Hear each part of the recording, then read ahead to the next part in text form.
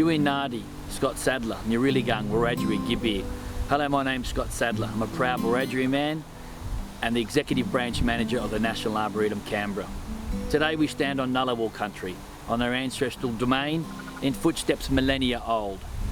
Country is a word for our values and resources that we have cherished for more than 65,000 years. I acknowledge the Ngunnawal mob, the traditional custodians who nurtured and enriched this land since men and women awoke from the great dream. And in my native tongue of Wiradjuri, Yamandu Marang Birumbul Nagadi Muji. I hope you stay well, all my friends.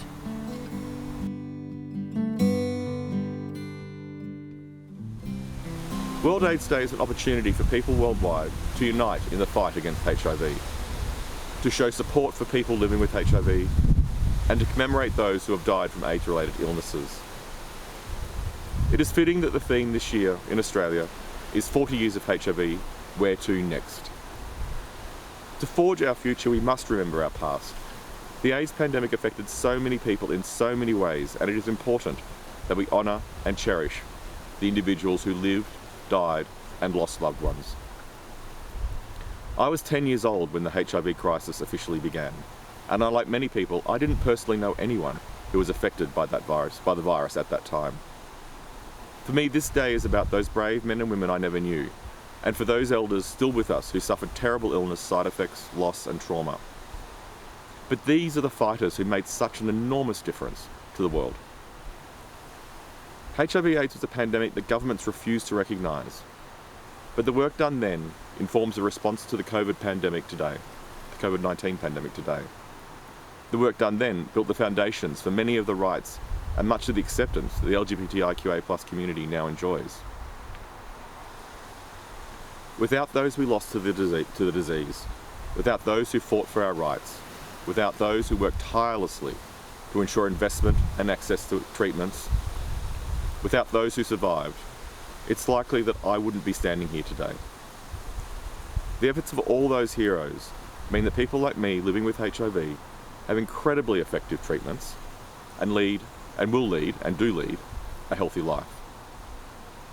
The work done over the past 40 years has seen HIV infections in Australia continue to decline and a reduction in fear and stigma. On behalf of Meridian, I offer my heartfelt thanks to those who provided such personal perspectives today and gave a glimpse into what this day means for them and their loved ones. These reflections link us together and forge bonds across generations and among the community. We are diverse, but we are one, and we continue to work for justice and equity. So thank you, Danny, Sarah, Clara, Richard, and John McKay. To Scott Sadler for the welcome to country, and to the amazing choir for their emotional performances. Thank you all. Hi, my name's Richard, better known as Rachel. I'm part of the gay community in Canberra, been here all my life. I've been part of the community for God knows how many years, at least 32 years that I know of. I've done a lot of volunteer work over the years with the AIDS Action Council, now Meridian. I've been involved with the Arboretum of Canberra, involving getting the AIDS garden built and raising funds for that, organising Mardi Gras. There's just so many names, Red Nose I've done a little bit of work for. It's just so much work I've done over the years, and it's just endless, and I enjoy doing it. My name's John McKay. I've been involved with the Arboretum since day one, and when I got introduced to Philippa Moss, who ran the then called AIDS Action Council, she asked me to become the patron. And that brought two things together for me, my passion for the Arboretum, but also the fact that I'd lost two younger brothers 6 weeks apart to AIDS in the early 90s. So I said to Philippa, what do you need? And she said, I need a garden. And Richard's been working on this for a long, long time, running barbecues, collecting money, doing stuff. And she said, do you reckon you could find a way of getting us a garden? And I said, I'm absolutely sure I can. I've been involved with most of the gardens behind us. And so away we went, and I went out and did some corporate fundraising, got some fabulous donations from ActuAGL, who used to employ me from the Snow Foundation, from the John James Foundation, and of course from the ACT government. And those things came together to deliver this fabulous garden. The AIDS Garden of Remembrance, which is what's here in the background, was started roughly 25 years ago, and we're here to show love and memory of all our partners, our sons, our daughters who we have lost to HIV/AIDS. For me personally, I've lost three friends. One of them was a partner. He's now been passed. He passed away in '94, and to me it means a lot to show the reflection that, you know, he meant a lot in my life still today, even though I was 27 years on. But building the garden for him was a painstaking job, but most of all, it's without John Mackay and all the people who donated, it wouldn't be here today. And you know, my gratitude, heartfelt thanks for them, it wouldn't be understandably, you know, without a loss for me. But losing my partner was the hardest part. You know, like, he died in my arms, and that was on the 11th of the 11th, '94, and we buried him on the 1st of the 12th, which is World AIDS Day, '94. So that's why we're here today, to remember of a lot of all our friends we have lost to AIDS. So as we approach World AIDS Day on the 1st of December, we thought it was appropriate to celebrate this beautiful garden that's been made specially to reflect on the journey of people with AIDS. In my own case, I had 2 brothers died of AIDS. Richard's had several people die as well. So between us, we created this beautiful garden, very reflective space at the National Arboretum, which is appropriate as well. And so it stands as a constant reminder, but also a place for people to come and think about the people we lost with AIDS and the people who are still living with it.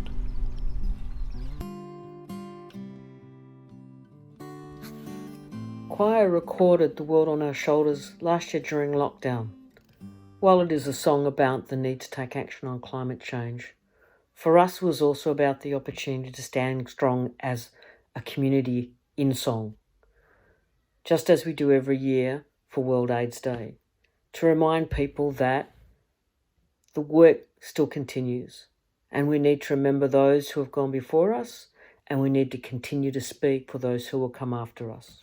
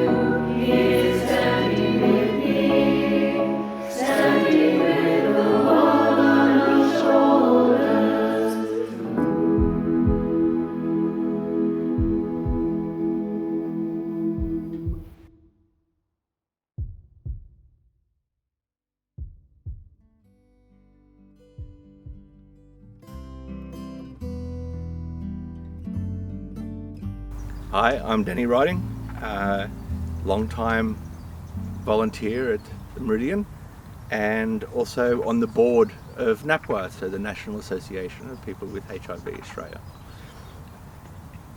We've come a long way in 40 years. We've got a very long way to go and we can't stop now. I'm very appreciative of people's sacrifices, people not being silent and standing up and calling out bad behaviour and stigma. I also very happy that we have so many people in our community who are willing to go onto drug trials and to keep advancing our medication and looking for that cure. And I'd like to honour the champions of the HIV positive community, both past and present, who demonstrated resilience and courage in not being silent, advocated and advanced the ongoing support and inclusion of those affected with HIV and AIDS.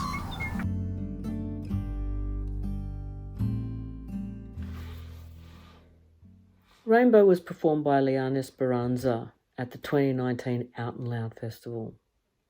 The English translation of the choir's name is The Voices of Hope, Timor-Leste. This song is about hope. It's about remembering that on the days where you feel like you can't see the sun and you don't know that there's a rainbow, that there will always be someone who will see the rainbow over your head and see and understand and love you for who you are. There'll always be a rainbow hanging over your head.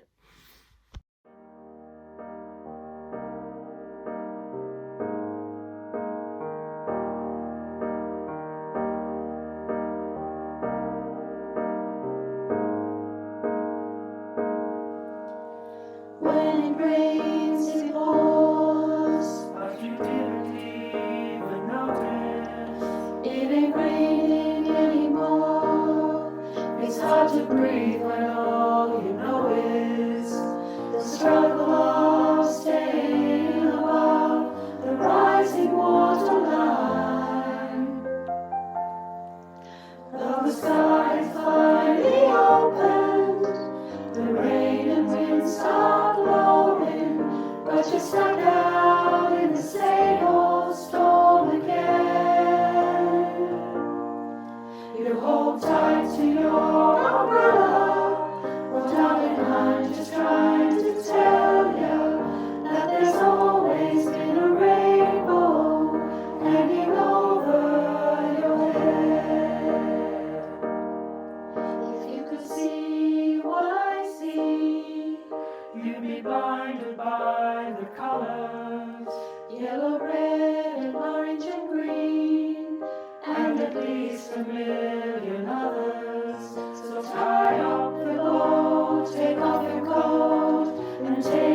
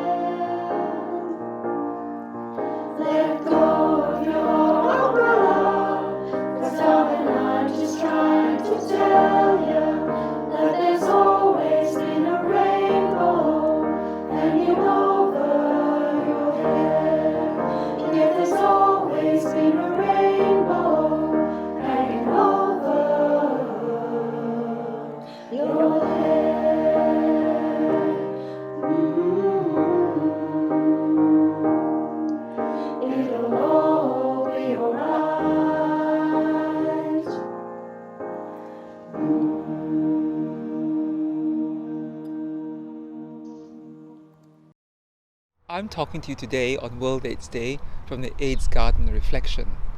For me, World AIDS Day is firstly a day to remember those we have lost, those for whom the treatments came too late. World AIDS Day is also a day to reflect on how far we've come from the dark days of the 80s and 90s, when we now have effective treatments to control HIV infection for nearly everyone. World AIDS Day is also a day to celebrate what we have now, like the availability of PrEP, which has prevented HIV for so many, and U=U, which have changed the lives of so many. World AIDS Day is also a day to recognize that for people who are living HIV, there's still stigma and internalized HIV phobia, and we still need to work to make lives better for everyone living with HIV. World AIDS Day is a day to be aware that we still have work to do within our own LGBTIQA+ community to reduce discrimination based on age, race, gender, and sexuality to make a better world for everybody. Finally, World AIDS Day is a day to celebrate our community for everything it is, for being a community we're all part of. Let's talk of the amazing stories of our rainbow community. I started working in the HIV area in the 90s, and I started training in medicine in the 80s. And I can remember in the 80s and early 90s walking down Oxford Street and seeing lots of people who looked really sick. They looked really gaunt, and we all knew, seeing them, that they had HIV/AIDS and they were going to get very sick and they probably didn't have very long to live. Now, we don't see that anymore, and it's really such a great thing that we have better treatments for everyone these days. Hello, I'm at the AIDS Garden of Reflection at the National Arboretum. I acknowledge the traditional custodians of this land, the Ngunnawal people. I offer respect for their continuing culture and contribution to the life of this city and the region. I warmly welcome Aboriginal and Torres Strait Islander people participating today. Thank you to Meridian for inviting me to speak. World AIDS Day is a time to remember those who have died and the importance of understanding the inevitable impacts of diagnosis. And it's a day to dream big for a future free of stigma, where we can talk openly about risk, prevention, and living well with HIV. For me, it's over 30 years since first losing a friend to HIV. The 80s and early 90s were a frightening time. I'm deeply grateful that for those who can access treatment today, HIV need no longer shorten lives. It's also about 20 years since I joined Canberra Sexual Health Centre. Many have generously shared their stories and taught me so much, from those well known in our community for their openness and advocacy, to those for whom HIV remains a very private part of life. There have been many good changes. Simpler, safer treatment dispensed from community pharmacies. U=U, changing lives by providing the reassurance that an undetectable viral load prevents transmission to sexual partners, easing intimacy and affirming well-being. PrEP, so that condoms are now part of much broader prevention conversations and people can better choose what works for them. Clean needle access still matters, and I thank all of those who provide safe spaces for this.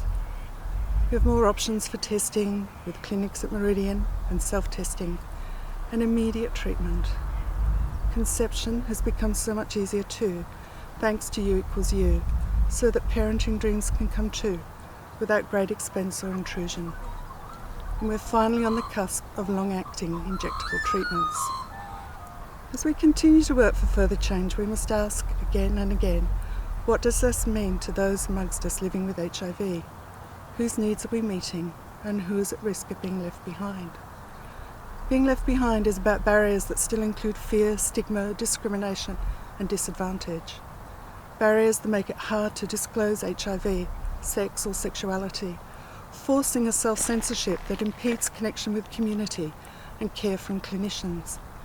Barriers that make it hard to pay for medication or further complicate lives where HIV is just one of many hurdles. These barriers can be multi-generational too, Even in Canberra, we never see celebratory stories about children of mums or dads with HIV for fear of judgment and discrimination, impairing those families' lives. So today, the 40th World AIDS Day, I encourage us all to dream big and talk more, working in partnership with people with HIV, chipping away at stigma and contributing to strong, supportive communities when no one gets left behind. Thank you on this World AIDS Day, remembering those that we have lost and looking to talking and working together more. Hi, I'm Anne-Marie, convener of Canberra QWire, and I've been asked to say a few words about what World AIDS Day means to our choir. Canberra QWire was formed in 1993 in the midst of the HIV/AIDS crisis in Australia. It was a time when our sexuality was demonised and discrimination was rampant. Choir is proud to have participated in every World AIDS Day event since that time. Initially, we sang to bring comfort to our community and ourselves, to all who lost partners, loved ones, family members and friends. It was a time of solemnity and sadness. It still is, remembering lives lost, health eroded, self-esteem destroyed. But now, we also sing to express our love and support for our communities and each other. Our participation in World AIDS Day and in the candlelight vigils also makes our own choir community stronger, supporting our own members affected by HIV and encouraging and learning solidarity across our generations, genders and diversity. Importantly, World AIDS Day also reminds us of the value of community action and the role it played during the AIDS crisis, and our continuing fight for justice and equality for all. Thank you to Philip, Steve, John and Susan for helping me write this statement.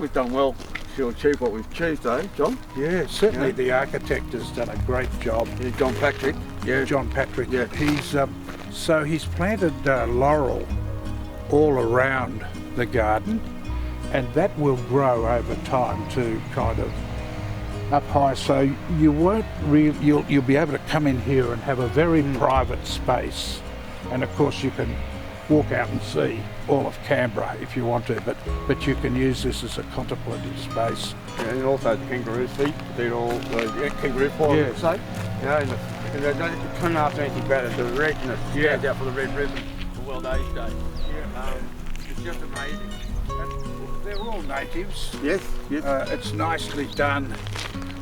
There's space if you wanted to, and it was on purpose, to erect a marquee in the middle so that if you were having some sort of a function. Yeah, like the gay choir and all that. Gay when choir we have World AIDS Day, Candlelight Memorial. Yeah. So this garden will be here forevermore, which is the beautiful thing about it. And Richard, I just think you've done a magnificent job to initiate this whole project. Thank you very much, very appreciated. It's been an honour.